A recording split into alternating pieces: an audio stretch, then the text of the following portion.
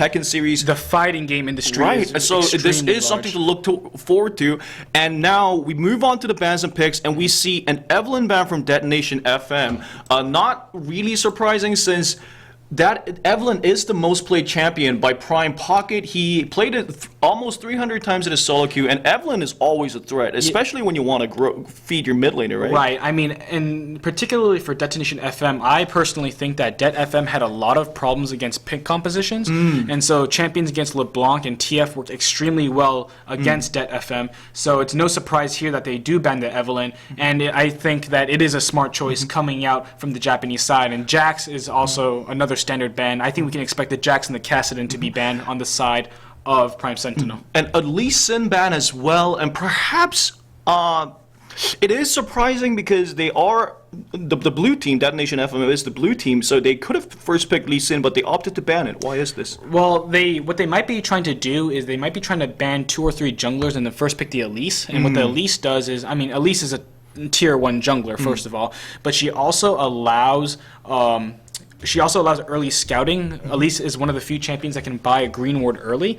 So, you know, we talked about how Prime Sentinel had problems in the extremely early game, how they mismanaged their lanes quite poorly in the OGN qualifiers twice. So that's what Det FM might be trying to look for here. And you might be surprised that a Japanese team has opted to ban a speculative Yasuo. So many people say that it is a Japanese champ. It could be, and why is this? I mean, you know, Yasuo,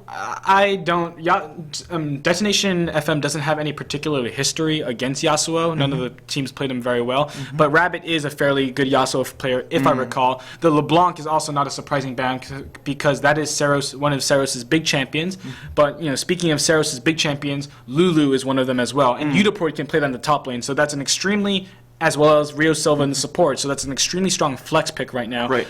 And a first pick Lulu, and then Prime pick up both the Thresh and the Elise. So what jungle options are left there for Astarori? It might be the Jarvan 4 because J4 is really the only other top tier jungler at this point in the game.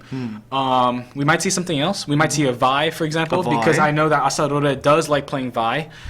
But then that would just, you know, he would have to pick the Vi toward... No, actually, they did show the Thresh, so the Vi is a viable option at this point in the game. Vi is a viable option. Leona is also viable. Yeah, Leona is really strong, especially since, you know, we talked about how the Japanese scene, while it is growing, they're still catching up. And one of the biggest...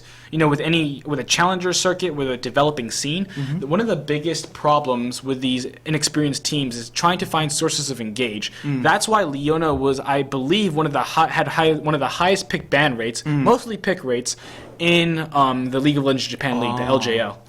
And when you want to speak about forcible engages, who is better than Leona, right? And they pick up the Twitch and Leona in their bot lane, which is a very powerful composition. Right. And Rabbit hovering over to Syndra, Hyunmu over to Draven, and those are both very, very powerful lane champions. And, well, also Syndra, it seems like she is touted a lot as these very lane-focused champion, but she can do her part when it comes to the team fights too. But Nidalee, that seems like a pick that makes more sense than a Syndra. Right. Nidalee Lucian might, I believe, and will Lucian be is locked in, so Thresh Lucian. Oh, we have a Thresh Lucian, the Wife Steal combo, and we also have the Nidalee. Yeah, we also have the Nidalee locked in. I mean, this is the classic, you know, early season 4 poke composition, especially when you pair in the Elise.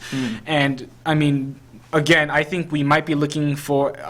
I think Sentinel Prime might be looking at 2v1s here, just because, you know, they want to be sieging as early as they can, and they don't want to be losing the laning phase, because if you do come out significantly behind in the laning phase with a poke composition, then that can cause some serious problems. We've seen that numerous times, right? When they pick a poke composition, but they fall behind, and it is so hard to catch up, and regardless of how many times Nidalee hits the spear, they just can't engage. And like you have said, Vi. So Vi and Leona, they have their engage. Right. I mean, the Vi... And Shyvana, too. Right. I actually think I can point to a game where Detonation FM played this exact composition. The Japanese players love, you know, meta picks, easier picks, so to speak, especially since, you know, a funny story, the ping from Japan to the North American server isn't that great. So Not surprised the Trans-Pacific cable lines. I mean, I usually get 190 ping, so that's 190. why that's why you just switched over to the Korean server with your help. And Tryndamere is locked in though. Right. Not a meta champ.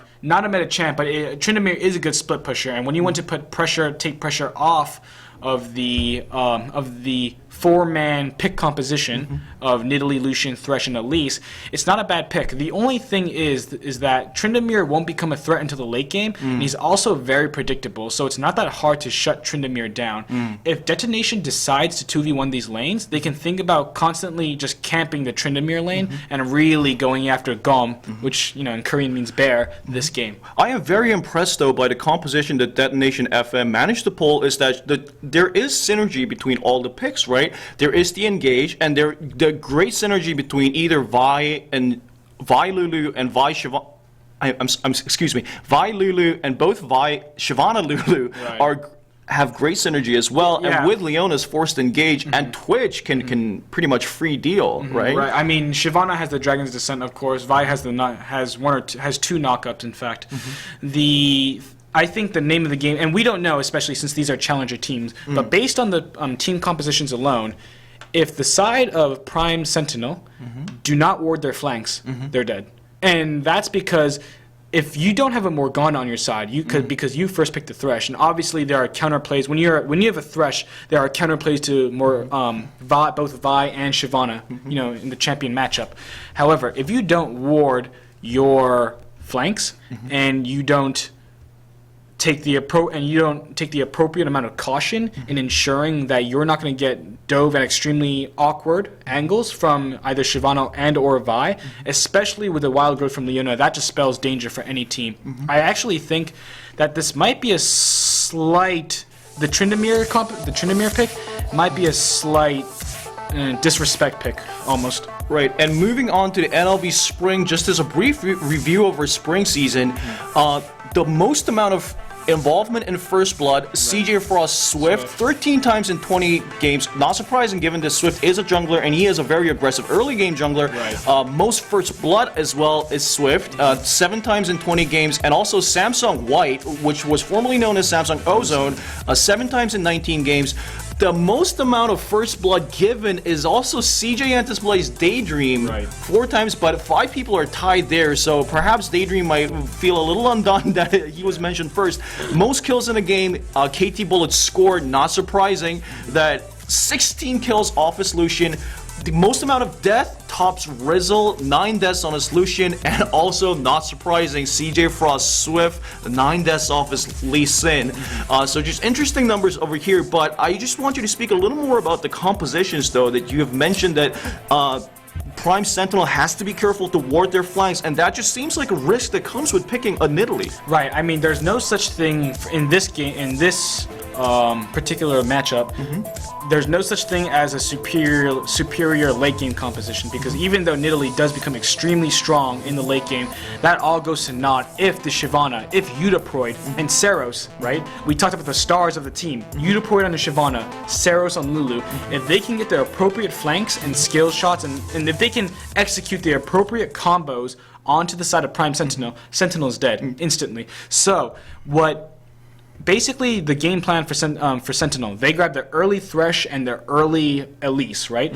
What they have to do is they have to make sure, basically the Elise has to invest in a lot of wards early, first of all, but the ward start is a viable start. Yeah, the ward start is a viable start for Elise, but they have to make sure that they do not get behind in the early game. And so it's going to be very interesting. Again, we discussed how Prime Sentinel's level 1 strategies weren't very crisp in the OGN qualifiers. So they're going to have to really make sure that they get what they want.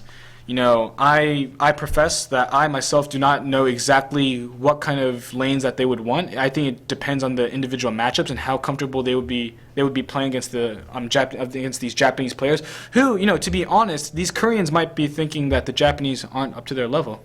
So let's really keep a close eye on how these lanes shake up in, you know, the first 10 minutes of the game, because the first 10 minutes might be very telling. And I would just like to remind our viewers a little bit that the Korean teams have been punished before by underrating new teams from other regions. That famous Season 2 World Championship where Taipei Assassins beat out CJ Entus Frost. Floor with Rascal Jester using the Nidalee composition. However, Detonation FN does have a lot of practice against Nidalee, especially since their main competition, Rascal Jester, their mid laner's name is Appaman, and Appamen's main champion was Nidalee. He was extremely good at it. So they have a lot of practice against, these types of poke compositions.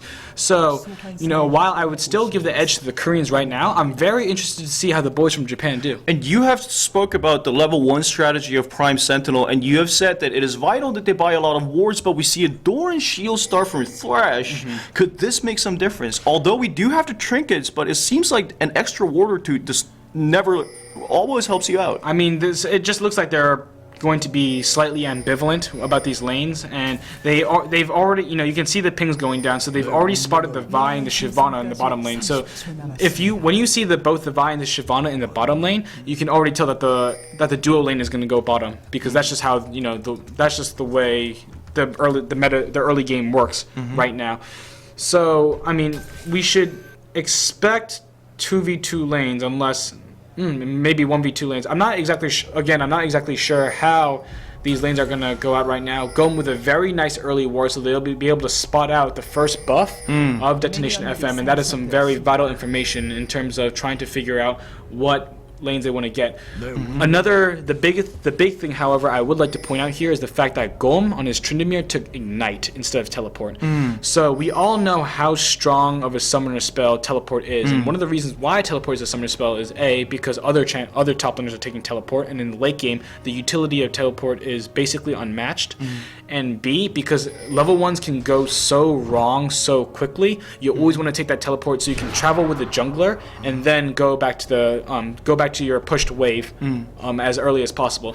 And Tryndamere has sensed that he might have to face a 2v1, so Prime Sentinel, instead of opting for, they will force the standard laning phase, it seems. So this is the kind of these are the kind of level 1 mistakes, and they're going for an invade here, so we'll see what comes out of this. But these are the kind of mistakes that plagued Prime Sentinel during the OGN qualifiers. I really would have liked to see Golm, in fact, take that Teleport, because it would have just been much more advantageous in this situation. And even though it's working out for Prime right now, yes, it is working out for Prime. However, it is considerably risky to run this way. And Shyvana has opted to return to base and return there with the Teleport. Right. So I mean, that's one of the reasons why you take Teleport in the early game, just in case, because you don't know how the lanes are going to work out. You don't know if you're going to go into a 1v1 lane or a 2v1 lane. And she has the extra ward, right? Yeah, she has the extra ward.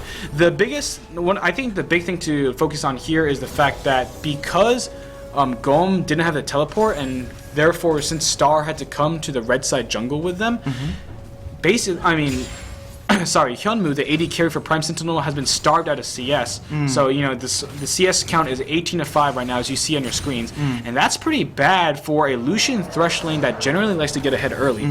So let's keep a look on this lane, but more importantly, let's keep a look on the jungler for Sentinel Prime, Pocket, because as I said before, the early game is vastly important if you have a pick composition. The early game is vastly important in determining how the rest of the game is going to go. And it is not surprising that perhaps Tryndamere is getting harassed a little by Shyvana in the early game. It is not surprising. And Elise is there camping out in the top lane. Ooh, but Vi has expected this, and the Zenith Blade on Elise. Lucian and Thresh do come for aid. She repels up, but it seems like it's going to be difficult. But heal and the heal burned on Flash. The heal burned on Thresh, and Elise has to burn her Flash to survive. And although Elise is a great utility champ, losing a Flash, that must not be a good feeling. Right, the big thing there was that Astaroth actually missed his Vault Breaker, and so wasn't able to apply the small knockup that comes with that skill. He will be able to steal a camp, but obviously, Astaroth would have liked to, grab a little bit more with that trip to the top lane, because it was looking very much in their favor. Because that fight was looking very much in their favor. The lanes are reset. The lanes are going to be reset again. And here we see Hyunwoo and Star just completely zoning out the side of Bunzen and Rio Silva. That's not necessarily to be unexpected, especially since, as I said before, the Lucian lane is so strong. However, it does kind of show, the skill, like relatively the laning skill between these two sides. The Japanese side has had, practice against other Japanese teams where the lanes aren't as strong, whereas the, it seems like Prime Sentinel are playing, Ooh, and Tryndamere landing the Ignite on Udaproy. He's not going to get the kill. He's not going to get the kill, but he does force a recall, or perhaps he is mounting pressure on the lane. Right. I mean, he is mounting pressure on the lane. In the grand scheme of things, it honestly doesn't do that much.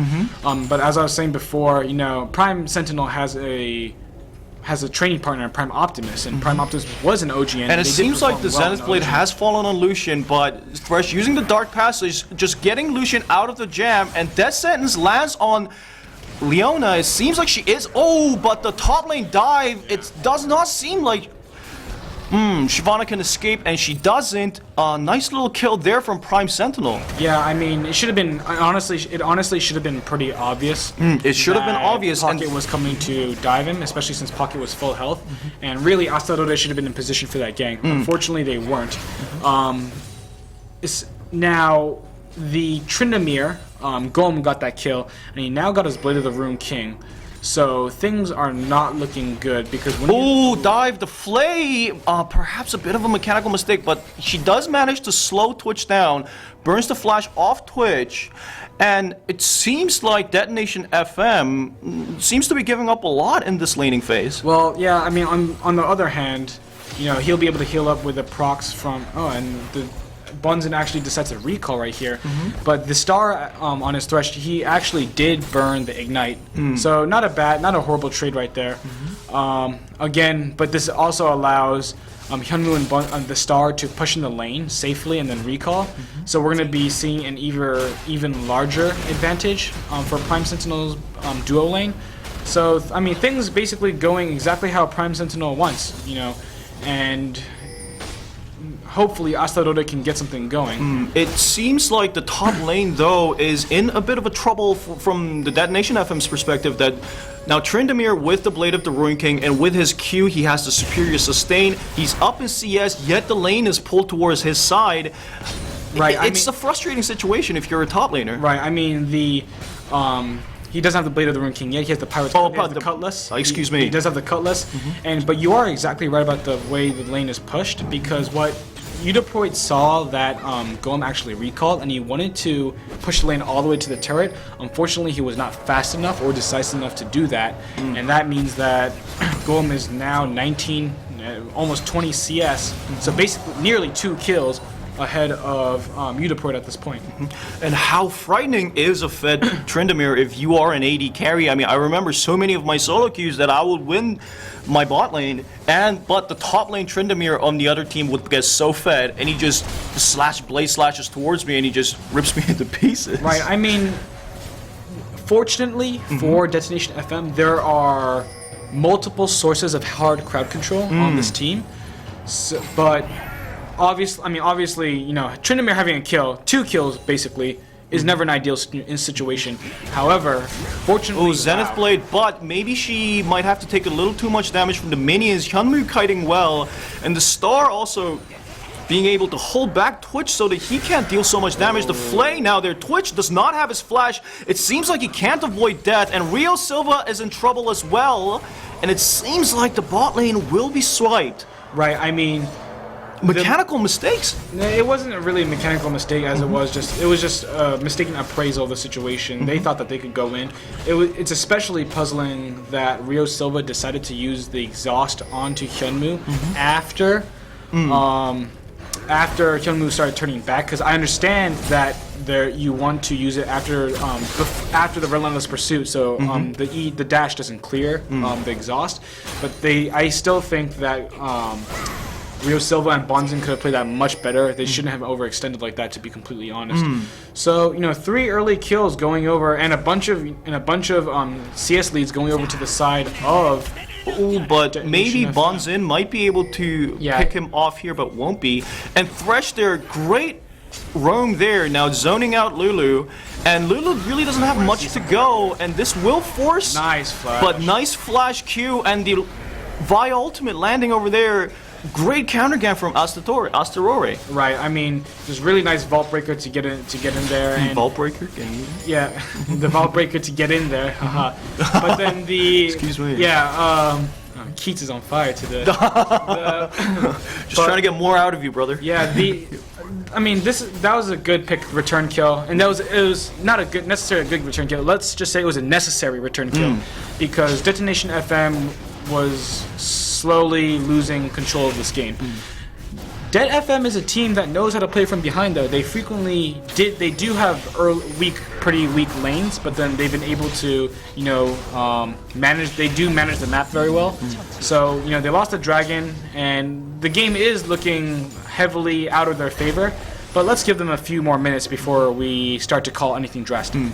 Well, there are areas of concern for Detonation FM, provided that it's a Lulu-Nidalee matchup, and as far as my knowledge extends, it favors Lulu, yet it seems like Nidalee has harassed Lulu out of her lane. Maybe she took in a little too much of the Sphere's Flash Cocoon doesn't land on Astarore, but if it had, that would have been a near certain kill. And Twitch just not being able to handle even a few auto attacks and the skill from Lucian, and the culling will be enough to force a recall. If they hang out there for a little... They lost the tie. They lost the tie. And burns a flash off Leona. Detonation's bot lane seems to be getting bullied so heavily. I mean, if the tower goes down right here, this is going to be pretty disastrous for the side of Detonation FM. Because the worst thing you can do if you're playing a pick composition, the absolute worst thing you can do is lose lose a tower or both of your towers, and allow the other team to group early in the middle lane. And Tryndamere just snowballing that one kill to such a far extent, forcing Shyvana right now can't even start thinking about the Blade of the Roaring King. Here. This is going to be very awkward. Oh, this is going to be very difficult. And Gome... And that losing HP perhaps is not so much of a concern for Tryndamere, but if Vi comes in and her ult is up... look at the counter gank.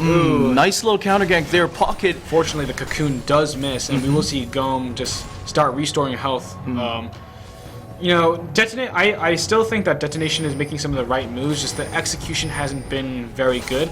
Also, the ward coverage hasn't been that as crisp as I would like to see, because they are warding a lot, but I don't think that they're warding the right places. They want to be warding avenues in which they think the Elise will be coming through, in which they think Pocket will be coming through, but unfortunately they aren't doing that. And part of the reason why is because just because of the substantial losses in the early game, they don't feel comfortable enough traveling into the opponent's side of the map.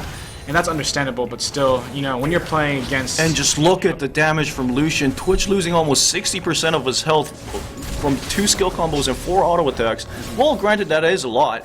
But what you have said, I would like to touch on that a little bit more. It just seems like Detonation FM theoretically knows what they have to do, but they're just a little later than they should be. Just these small, minuscule differences stacking up against them. Yeah, I mean, definitely, and we might see a little fight here. Gome can honestly take any punishment that he wants right now. But then, the execution hasn't been that crisp from Detonation FM. And I would like to stress again, though, however, it has never really been the detonation from the... it has never been the execution from the side of Det FM that's made them really But it hasn't been a detonation either, so you are right. It hasn't been a detonation either. We might see a 3v3 right here. We might see a 3v3, 4v3 even. Death sentence on Lulu. And Lulu is forced to flash away, but nice kill there. Solar Flare forcing the flash from Thresh. Right. Nice move from Detonation FM this time, though. Right, and that could have been even worse because Satore's Assault and Battery, the ultimate, was still down. So, I mean, Prime was fortunate to only lose 1 member instead of 2. So they do get the first tower. That is very good. And right here, they... Oh, it seems like Tryndamere will force this tower away, though, and Shyvana will have to run away. And I guess Prime Sentinel, they do give away the mid tower, they do give away a kill, but they will be satisfied with them being able to push the top lane away, but Shyvana, she can't even freely farm. The Golem's Death Sentence on Leona might not be enough. Right, so the death sentence does ends up not being enough, and unfortunately for Prime Sentinel, Rabbit does miss the spear. It was barely out of range. However, I mean, this is what's going on right at this moment is basically what's going to be going on for the rest of the game. As far as Prime Sentinel is concerned, they're just going to be that might on be a Twitch kill. and a cocoon. Twitch can't escape. Yeah, that was a free kill right there. Basically, they'll be having Gom on his Tryndamere split pushing the whole time, while the rest of Prime does go in, look for the pick compositions, and occasionally Gom will come in and group with his team. This is a very deadly combination coming out from the side of Prime Sentinel. Oh, and using Tryndamere's attack speed and Lucian is so potent in sieges, they take 2 towers away in a blink of an eye. I mean, that's what Korean teams will always do. They'll be able to find your weaknesses, and when a team from any other region would have taken 1 tower, a Korean team will take 2. When a team any other team would have taken just a few kills, they'll take a few kills and a dragon. Just the execution, the shot calling is so crisp right now.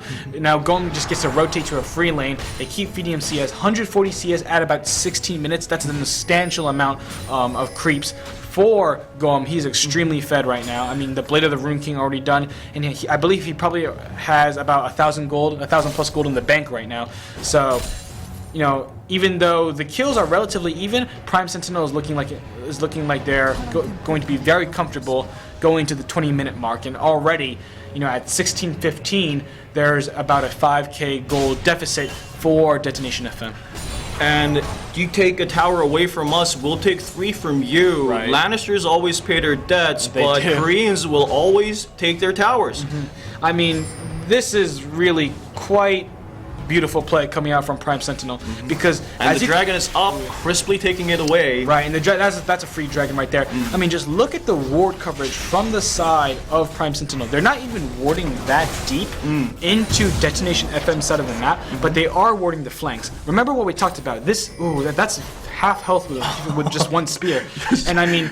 The spear plus the trap. Right, and Monte Cristo likes to use the word win conditions. And what were the win conditions for the side of Detonation FM? To get a flank onto Prime Sentinel and to chain the Shyvana CC with a Vi CC crowd control, as well as Lulu's Wild Growth knockup, right?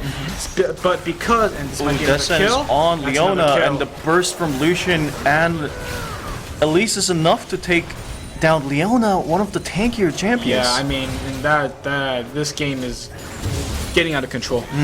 But, I mean, since Prime Sentinel knows that they have nothing to fear except for attacks from the flanks, and even attacks from the flanks won't be very, at this point in the game, they're not going to be very successful. But since Prime Sentinel so intelligently understands what Detonation FM is trying to do to them, they can play against it very well. The rotations are beautiful, the warding is very crisp. Good game so far from Prime Sentinel. And, we have praised the composition from Detonation FM, but it seems like when you pick Lulu is going to be caught here too. This is going to be unescapable. And it seems like one of the problems with a composition that is very teamfight heavy, that is very engage heavy, is that once you fall behind, there isn't much to do. Well, but this is a decent move. But Tryndamere using his ultimate. That is unfortunate. And the Dark was really Passage, unfortunate. and this is becoming a massacre. Yeah, this is getting very ugly. And Twitch, would he be able to survive Vi with his broken vault, coming to Twitch's rescue? But this really is becoming a one-sided massacre. I mean, this game is getting out of control. This game is really getting out of control. It's obviously we'll never ever count a team out in the NLB, but it's getting to the point where Detonation FM might want to start thinking about really what they should do the next game. And I think, in terms of what went wrong, obviously hindsight is 2020, as we all know. Right. But in terms of what went wrong, I think Astadore could have done much more in the early game. Also, the ward control, not necessarily the output of wards, but where those wards were used and placed in terms of efficiency. The vision control was not very efficient at all. But, you know, not to take anything away from Detonation FM, though, I do not mean to be condescending, but I do see significant improvement from the previous Japanese team that played in the NLB. Yeah. Because the previous teams, it seemed like they did not really understand the fad, the meta compositions, and so on, and their war positionings and their map control, rotation-wise. It just seemed like they were a year or two behind. Yeah. But I am impressed with how much they managed to catch up, though. Yeah, I mean, we do have to remember just one of the reasons why, you know, a lot of people have argued to me that Rascal Jester has... Dragon's Descent and... Dragon's Descent with Wild Growth, that is a nice combination, but that nice is repel a mistake. Yeah. Nice repel from Pocket, though. And that sends on by anyone. Yeah. Nobody in Detonation can handle the damage dealers in Prime. And this is becoming... This is getting ugly. getting a little ugly. Yeah, the Assault and Battery, the ultimate you burned onto Pocket was a nice little juke right there.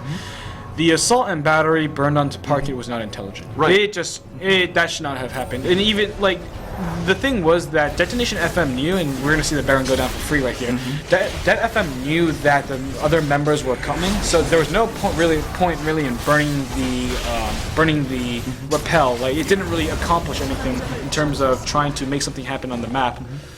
So, You know, Det FM, I think they're tilting. To put it frankly, they're tilting. Yep. And but so you're exactly right. It seems like they are tilting, but I do like this from Detonation. I do like it when teams fall behind. I do like it when they're trying to land their combinations. They're trying to get into the formations that they thought of. You know, instead of just pulling back and just lane clearing on and just dragging on the match. Oh yeah. I mean, no. Let's not misunderstand. Detonation FM knows very clearly what their win conditions are, and they know exactly what they have to do. And this might be an impressive move here. There might be a thresh hook somewhere. But Tryndamere with his ultimate might be able to last longer than they expected, and there's the dark passage. out. Yeah, I mean, you know, when a Tryndamere, when there just isn't that much damage on the side of Detonation And the FM. spear, oof. Oh my goodness. So there isn't that much damage on the side of Detonation FM, and we might see another death here. But since there isn't that much damage on the side of Detonation FM, you know, they aren't able to burst the Tryndamere quickly enough. And when you aren't able to burst a Tryndamere, then you just give all the time in the world for the star to come down and, you know, give out a dark passage for Gum to get out. You know, what answers really are there? So at this point, you know, this inhibitor turret's going to go down. It might be the inhibitor as well, because quite frankly, Detonation can't contest any of the objectives, even their own, on the map. And, you know, Prime is either going to decide to end here, or they're going to go back, take all the buffs again, and then just maybe make another trip towards the middle lane. They are playing very cautiously and very slowly, which I do enjoy, because when I saw Prime Sentinel play in the OGN qualifiers, I thought that they panicked at times. And of course, when you're playing the game, the video game known as League of Legends, panicking is the worst thing you can do. And we have to remember, though, that this is just game 1, so we might see something different in games 2 and games 3. And it seems like the lesson that Detonation FM has to learn is that early warding, early map control, and awareness of the opponent's jungle routes. Okay, we see a bit of Rabbit would be a little embarrassed, but that's no one can really blame him for it. Rabbit's in Challenger. When you get to Challenger, then everybody gets one. Yeah, I mean, even Gank by Mom, that famous failure to move over the wall with his dad. Everyone makes mistakes, but like I was saying, it seems like Detonation FM in the next game, games 2 and games 3, they have to pay attention to the early map control and the early movement of the enemy jungler. I mean, and that seems like the lesson they must take, or else they have no chance. I think, you know, banning too early junglers, especially the Evelyn, the Lee Sin. Ooh, there, he's dead. So banning the another Evelyn, death right there. Oh, we might see a fight here. Unicorn Dragon's Descent. Okay, this is what Detonation picked their composition for. Oh my goodness. But that ultimate synergy, though, is impressive, and I like that they are saying... That was a very impressive engage coming up from the side of Dead. But Udiproy... Okay, honestly, before we start spamming the PJ Salt, right? And I think that there's going to be a surrender vote here. Oh, they did surrender and left, so it wasn't like an AFK thing, so don't be alarmed. But you were saying? Right, so I was going to say, you know, they are playing from Japan, so the